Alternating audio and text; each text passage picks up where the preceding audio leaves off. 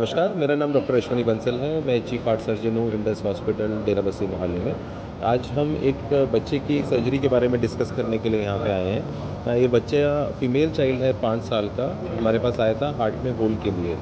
उसको हार्ट के होल की सर्जरी एडवाइस की गई थी। तो सब जगह जो उसको बताया गया, माँ बाप को जो समझाया गया कि सामने से बड़ा कट आएगा और हड्डी काट के ऑपरेशन करना पड़ेगा। तो माँ बाप बहुत डरे हुए थे कि बच्चे का आगे लाइफ कैसे रहेगा, फीमेल चाइल्ड है, बाद में शादी में दिक्कत आएगा, सोशल इम्पैक्ट होगा। तो हमने तो बच्चे के माँ बाप हमारे पास आए तो हमने उनको समझाया कि ये टेक्निक पुराना हो गया है, नया टेक्निक है जिसके अंदर साइड से आर्म के नीचे से 6 सेंटीमीटर के कट से ऑपरेशन पॉसिबल है। और उससे हार्ट का होल भी बंद कर सकते हैं, रिकवरी भी जल्दी होती है, पेन भी कम होता है। तो ये टेक्निक बच्चे में इंडिया के अंदर नॉर्थ इंडिया में पहली बार की गई है। कोई रिपोर्टेड केस नहीं है अभी तक इस तरह का।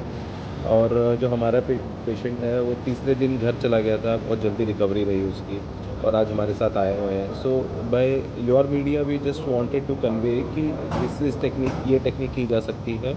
अब सभी डॉक्टर्स को, सभी पेशेंट्स को ये टेक्निक का फ़ायदा मिलना चाहिए कि सामने से हड्डी काटने की ज़रूरत नहीं है, और ये नई टेक्निक को अपनाना चाहिए सबको। सर, फर्स्ट ऑफ ऑल जैसे आप बता रहे हैं कि आपने फर्स्ट टाइम ऐसा किया है, रिपोर्टेड नहीं है मगर ऐसे हो रहा है, ये टेक्नोलॉजी ऑलरेडी है। तो आपके पास ये फर्स्ट केस आया था, इससे पहले भी कोई केसेस आए हमने हैं? इसको, इस टेक्निक को मिनिमल इन्वेसिव हार्ट सर्जरी बोलते हैं, है ना।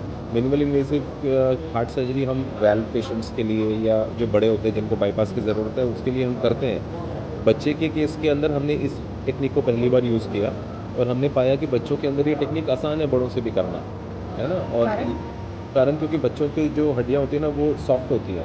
तो जब हम साइड की रिब्स को जब हम अपने इंस्ट्रूमेंट से स्प्रेड करते हैं तो हमें अच्छा स्पेस मिलता है ऑपरेशन करने के लिए। तो इनफैक्ट बड़ों से भी ज़्यादा आसान है ऑपरेशन करना।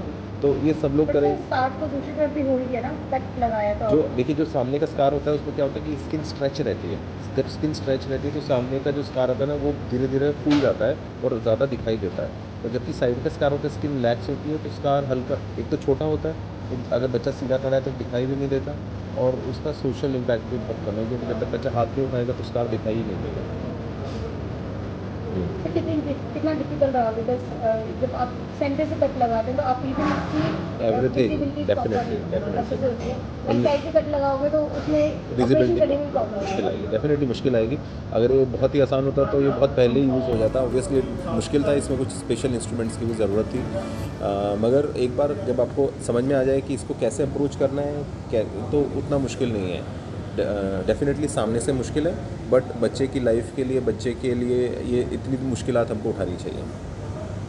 सर कितना खर्चा आ जाता है इस टेक्निक? इस टेक्निक में मिनिमम से मिनिमम 2.5 लाख का खर्चा आता है पर जो हम पैकेज। नॉर्मली करते हैं उसमें क्या उसमें करीब 2 लाख का खर्चा आता है। बेसिकली 50,000 का 50,000 फर्क है, का और आप बेसिकली वो स्कार दिखने से बचा सकते हैं। बचा सकते हैं। मेरा नाम डॉक्टर अंकित सिंगल है। मैं डॉक्टर अश्विनी सर के साथ एक कार्डिक सर्जन हूँ इंडस हॉस्पिटल डेरा बस्सी में।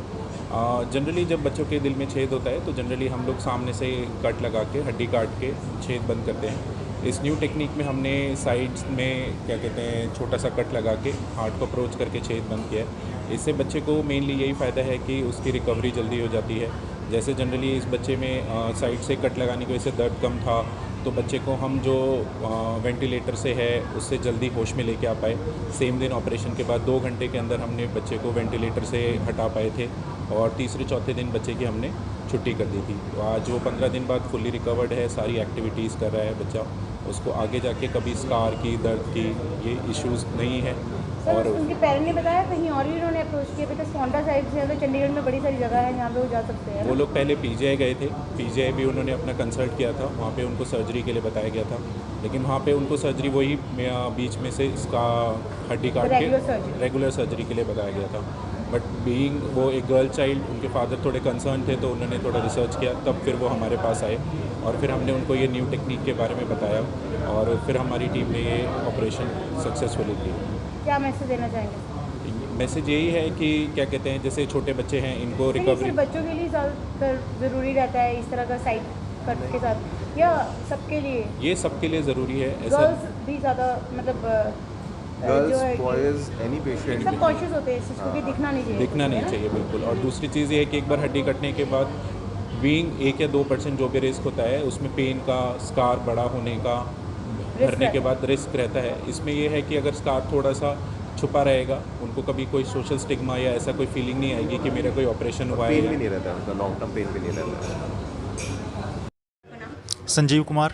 आज यहाँ की इसलिए इकट्ठे हुए ये आज प्रेस कॉन्फ्रेंस है इंडस हॉस्पिटल की तरफ से। मेरे बच्चे का वहाँ पे हार्ट में होल था, उसका सर्जरी हुई है वहाँ पे उसके। हाँ जी, तो आप जैसे पौंडा साहब से आप बता रहे हैं, हाँ जी, हाँ जी, पौंटा साहिब से। वहाँ पे आपने किसी को दिखाया नहीं कि इस तरह से आपको, और कैसे पता लगा फर्स्ट ऑफ ऑल? मैं इसका ना मतलब ये ड्यूरिंग स्लीपिंग वो करती थी बेड पे। हाँ जी, तो मैं वहाँ पे विकास नगर में एक डॉक्टर के पास गया, बच्चों का डॉक्टर था। उसने हार्ट बीट चेक की और उसे शक हुआ कि इसके ना मतलब दिल में छेद है। तो उन्होंने इको के लिए सजेस्ट किया, तो मैंने वहाँ पे इको करवाई। उसके बाद उन्होंने कंफर्म कर दिया कि इसको दिल में छेद है। उसके बाद मैं पीजीआई गया 4 दिन के बाद। वहाँ पे भी उन्होंने इको किया और उसके बाद उन्होंने बोला कि इसकी सर्जरी होगी, होल बड़ा है और दवाई से ये नहीं होगा ठीक। कितना कितना सेंटीमीटर? इसका 25 mm का होल बताया था उन्होंने पीजीआई से। तो उसके बाद मैं वहाँ पे उन्होंने एडमिट करने के लिए बोल दिया। मैंने पूछा सर्जरी कैसे होगी, तो कह रहे वो सामने से होगी है सर्जरी इसकी। तो मैं वहाँ से वापस आ गया, मतलब एक पेरेंट्स होने के नाते मैं मतलब डर हो गया था, मेंटली मतलब प्रिपेयर नहीं थे हम। हमने बोला कि हम बाद में आएंगे और अभी मतलब थोड़ा पैसों वगैरह का भी इंतज़ाम कर लेते हैं। तो उन्होंने बोला था मैं 1.5 से 2 लाख रुपए लग जाएंगे ऑपरेशन के। तो मैं वापस आ गया। फिर मैंने ईएसआई में अंडर ईएसआई आता हूँ मैं, तो मैं वहाँ पे अपनी उसमें गया, ईएसआई की डिस्पेंसरी है, वहाँ से मैंने रेफ़र करवाया इसको कि मुझे इसका बच्चे का होल करवाना, आप बताओ कि मुझे कहाँ करवाना चाहिए। तो उन्होंने बोला कि आप कल आना, और मैं ना इसका पता करके मैडम थे वहाँ पे, उन्होंने कहा कि मैं पता करके रखूँगी कि। तो मैं डिस्पेंसरी गया, तो मैडम ने अगले दिन गया मैं जैसे, तो उन्होंने बोला कि आप इंडस हॉस्पिटल चले जाओ, वहाँ पर डॉक्टर अच्छे हैं और वहाँ से आप ऑपरेशन करवा लो। तो उन्होंने मेरे को रेफ़र कर दिया ओपीडी में। मैं ओपीडी के लिए आया यहाँ पे। तो यहाँ से ओपीडी के लिए मुझे डॉक्टर अश्विनी बंसल के पास भेजा। तो अश्विनी बंसल जी से मैंने बात की कि ऐसे है, तो उन्होंने कहा कि कोई दिक्कत नहीं है, हम साइड से करेंगे और ये सामने दिखाई भी नहीं देगा, छोटा ऑपरेशन है, कोई रिस्क नहीं है इसमें, मतलब 98% तक मतलब सेफ़ है। डेट दे दी, 2 दिन बाद ऑपरेशन हुआ। उसके बाद मतलब 2 दिन रखा उन्होंने और तीसरे दिन हमें छुट्टी कर दी उससे यहाँ से। कितने सेटिस्फाइड हैं आप इससे? 100 का। कट तो कम से कम एक उंगली का अभी भी है साइड पे। हाँ जी है, हाँ जी, एक उंगली ये मान कह रहे हैं कि इसका वो खराब हो जाएगा। जैसे सामने खड़े होते हैं ना, उसका बिल्कुल भी जजमेंट नहीं है बिल्कुल भी कि हाँ तब से थोड़ा। कैसे रिस्पॉन्ड कर रही है?